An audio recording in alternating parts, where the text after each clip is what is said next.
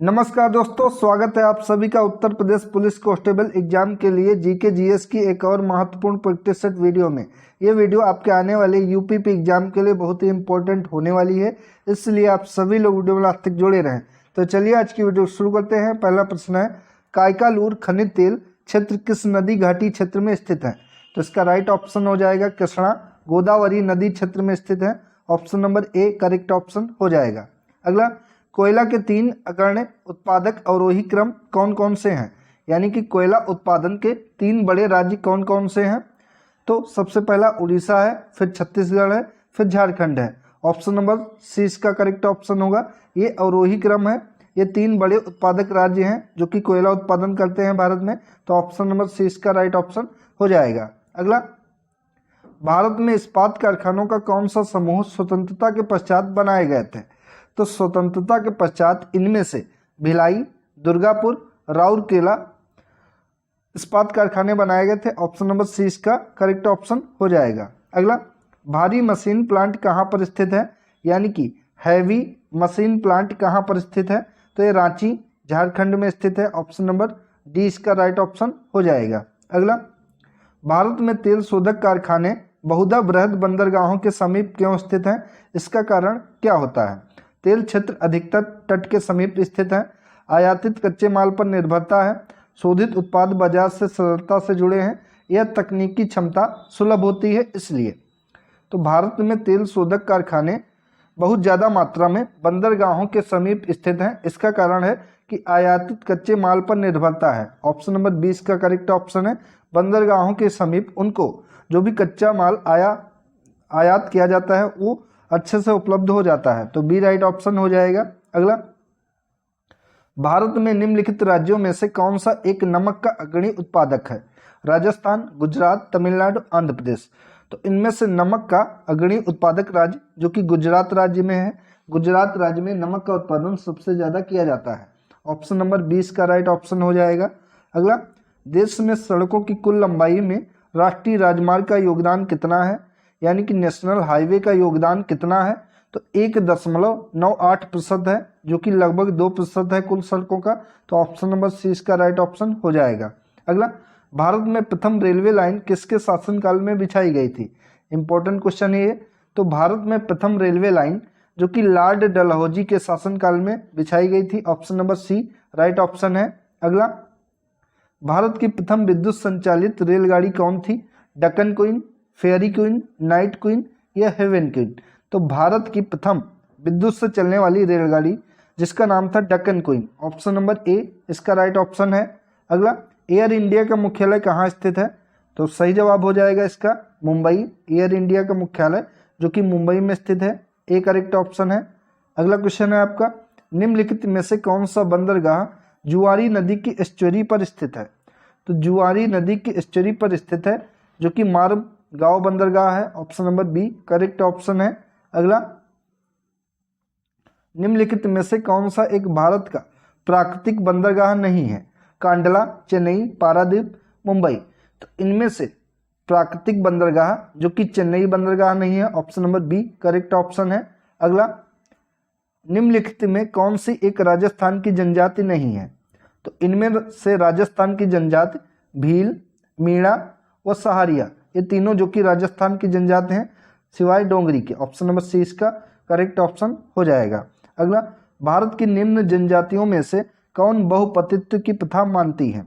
यानी कि बहुपति कौन सी जनजाति में होते हैं? तो ये जौनसारी व टोंडा जनजाति में होते हैं। तो 3 व 4 इसका राइट ऑप्शन हो जाएगा, जो कि है कोट नंबर 4 सी में। ठीक है, 3 व 4 जौनसारी और टोडा जनजाति में बहुपतित्व विवाह मान्य है, यानी कि एक पत्नी के बहुत पति हो सकते हैं, कई पति हो सकते हैं। तो सी इसका राइट ऑप्शन हो जाएगा। अगला, भारत का सबसे बड़ा जनजातीय समूह कौन सा है?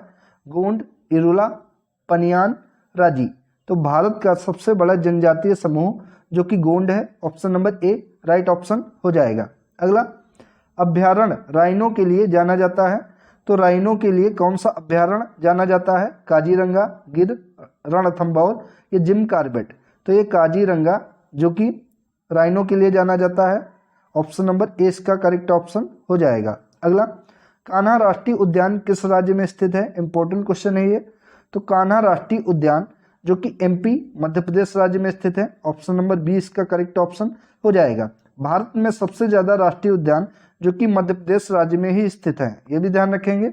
अगला, भारत के निम्नलिखित टाइगर रिजर्व में कौन सा मिजोरम में स्थित है?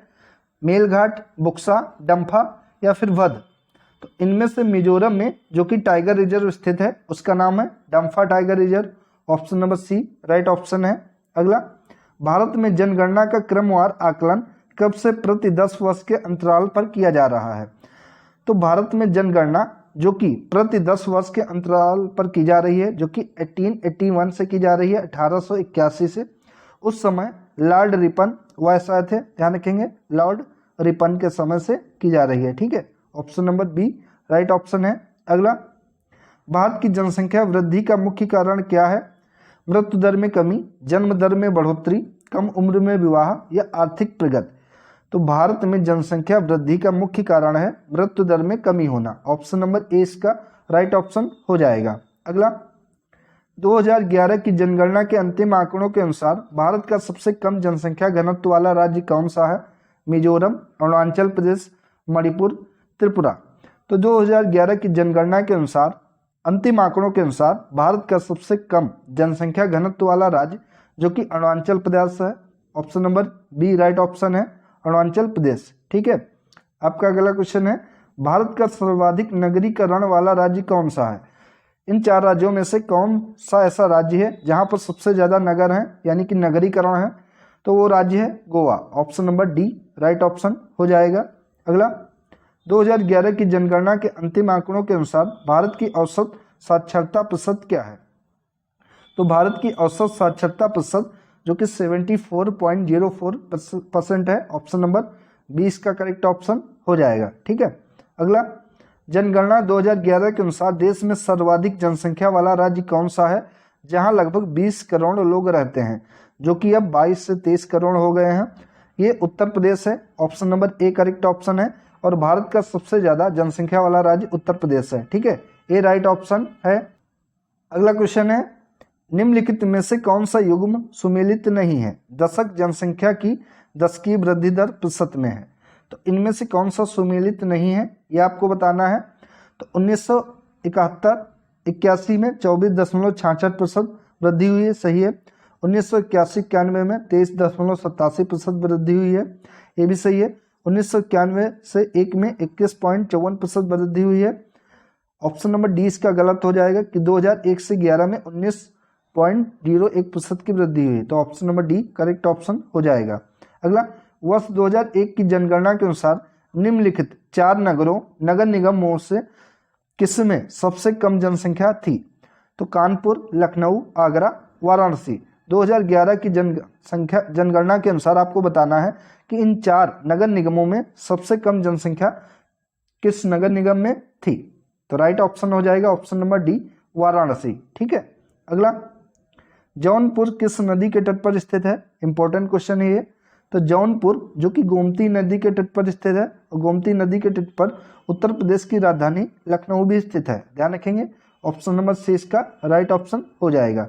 अगला, सर्वप्रथम इंडिया शब्द का प्रयोग भारत के लिए किस भाषा में किया गया था? तो इंडिया शब्द का प्रयोग सबसे पहले भारत के लिए ग्रीक भाषा में किया गया था। Option number B correct option हो जाएगा। अगला, भारत में निम्नलिखित में से किस राज्य की तट रेखा सबसे लंबी है? यहाँ पर तट रेखा पूछा है, कई बार बताया जा चुका है, तो आपको जीएटी याद रखना है। सबसे ज्यादा गुजरात हो जाएगा, आंध्र प्रदेश हो जाएगा, तमिलनाडु हो जाएगा। कई बार ऑप्शन में गुजरात न देकर आंध्र प्रदेश या तमिलनाडु दे देता है, तो ऑप्शन के हिसाब से आपको आंसर देना है। राइट ऑप्शन हो जाएगा ऑप्शन नंबर सी, गुजरात राज्य की तट रेखा सबसे लंबी है भारत में, सी करेक्ट ऑप्शन है। अगला, भारत के सुदूर पूर्व में कौन सा देश भारत के साथ सर्वाधिक लंबी अंतर्राष्ट्रीय सीमा बनाता है? चीन, म्यांमार, थाईलैंड, वियतनाम? तो ये देश है म्यांमार, जो कि पूर्व में स्थित है भारत के, और सबसे लंबी पूर्व में सीमा बनाता है। ठीक है, option number B correct option है। वैसे तो बांग्लादेश बनाता है, लेकिन पूछा है कि पूर्व में सबसे लंबी सीमा कौन बनाता है, तो म्यांमार हो जाएगा। राइट ऑप्शन बी है इसका। अगला, लक्षद्वीप समूह में द्वीपों की संख्या कितनी है? तो लक्षद्वीप समूह में द्वीपों की कुल संख्या जो कि 36 है। ऑप्शन नंबर सी इसका करेक्ट ऑप्शन हो जाएगा। अगला, निम्नलिखित में से कौन सा कथन असत्य है? तो यहाँ पर असत्य कथन पूछा है। तो भारत के स्थल सीमा की लंबाई 15,200 किलोमीटर है, बिल्कुल सही है। भारत की मुख्य स्थल खंड के समुद्री सीमा की लंबाई 6,100 किलोमीटर है, ये भी सही है। भारत के देशांतरीय विस्तार 68 डिग्री 7 मिनट पूर्वी देशांतर से 97 डिग्री 25 मिनट पूर्वी देशांतर तक है, ये भी सही है। भारत के मुख्य स्थल खंड का अक्षांशीय विस्तार 6 डिग्री 4 मिनट उत्तरी से 37 डिग्री 6 मिनट उत्तरी अक्षांश तक है, तो ये गलत है। यहाँ पर 8 डिग्री 4 मिनट उत्तरी अक्षांश से 37 डिग्री 6 मिनट उत्तरी अक्षांश तक है, ठीक है। तो डी इसका राइट ऑप्शन हो जाएगा। पूछा है कौन सा कथन असत्य है। अगला क्वेश्चन, भारत में निम्नलिखित राज्यों में से उन्हें पहचानिए जहां से कर्क रेखा गुजरती है और उन्हें पूर्व से पश्चिम के क्रम में लगाइए। यानी कि पूर्व से पश्चिम के क्रम में यहाँ पर लगाना है कि सबसे पहले पूर्व कौन है, उसके बाद पश्चिम कौन सा है। तो यहाँ पर आपको इस तरीके से लगाना है। सबसे पहले आपका हो जाएगा मिजोरम, मिजोरम के बाद हो जाएगा आपका त्रिपुरा। सबसे पहले यहाँ पर मिजोरम, यहाँ पे ऑप्शन दिया गया है, इस अकॉर्डिंग आपको 7 राज्य दिए हैं, इनके अकॉर्डिंग आपको पूर्व से पश्चिम में लगाना है। तो सबसे पहले इसमें गुजरात, पश्चिम बंगाल, आंध्र प्रदेश, झारखंड, मध्य प्रदेश, बिहार व छत्तीसगढ़, तो ये राज्य दिए गए हैं। यहाँ पर उत्तर प्रदेश से नहीं जाती है, तो उत्तर प्रदेश को हटा देंगे, तो पश्चिम बंगाल हो जाएगा, जो कि ऑप्शन आपका हो जाएगा बी। पहले दूसरा पश्चिम बंगाल होगा, उसके बाद आपका झारखंड होगा, उसके बाद आपका छत्तीसगढ़ होगा, उसके बाद आपका बिहार होगा और सबसे आखिरी में आपका गुजरात होगा। ये पूर्व से पश्चिम तक का क्रम हो जाएगा।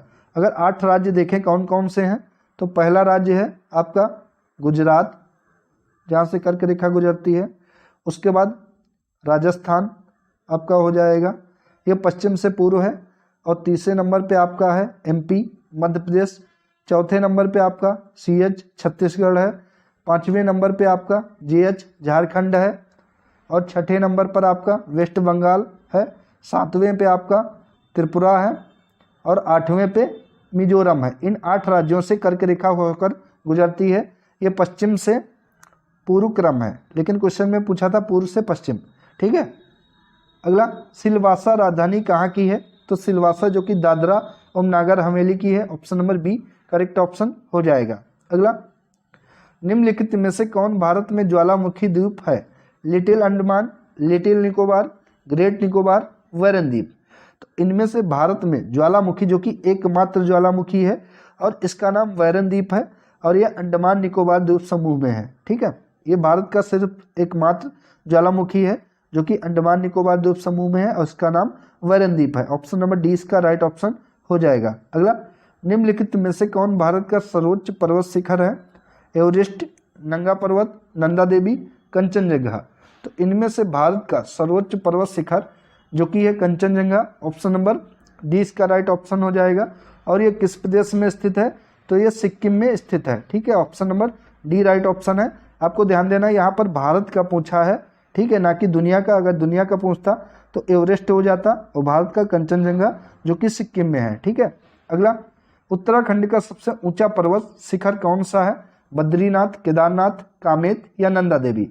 तो उत्तराखंड का सबसे ऊंचा पर्वत शिखर जो कि नंदा देवी पर्वत शिखर है, option number D correct option हो जाएगा। अगला, धूपगढ़ चोटी कहाँ पर स्थित है? मैकाल रेंज में, सतपुड़ा रेंज में, विंध्य रेंज में या इनमें से कहीं नहीं। तो धूपगढ़ चोटी जो कि सतपुड़ा रेंज में है, option number B correct option हो जाएगा। अगला, हिमाचल प्रदेश में स्थित दर्रा कौन सा है? तो हिमाचल प्रदेश में सिपकीला दर्रा है, ऑप्शन नंबर इसका ए करेक्ट ऑप्शन है। नाथुला जो कि सिक्किम में है, ठीक है। Option number A correct option है, हिमाचल में सिपकीला दर्रा है। सूची 1 को सूची 2 से सुमेलित करना है। एक तरफ पर्वतीय दर्रे दिए गए हैं, एक तरफ उनके राज्य दिए गए हैं, तो आपको सूची से सुमेलित करना है। तो यहाँ पर सबसे पहले माड़ा दिया है जो कि माड़ा उत्तराखंड का दर्रा है। उसके बाद आपका नाथुला जो कि नाथुला आपका सिक्किम का है। जोजिला दर्रा जो कि लद्दाख का है। सिपकीला दर्रा हिमाचल प्रदेश का है। तो यहाँ पर हो जाएगा आपका ए का 4 हो जाएगा, बी का 1 हो जाएगा, सी का 2 हो जाएगा और डी का 3।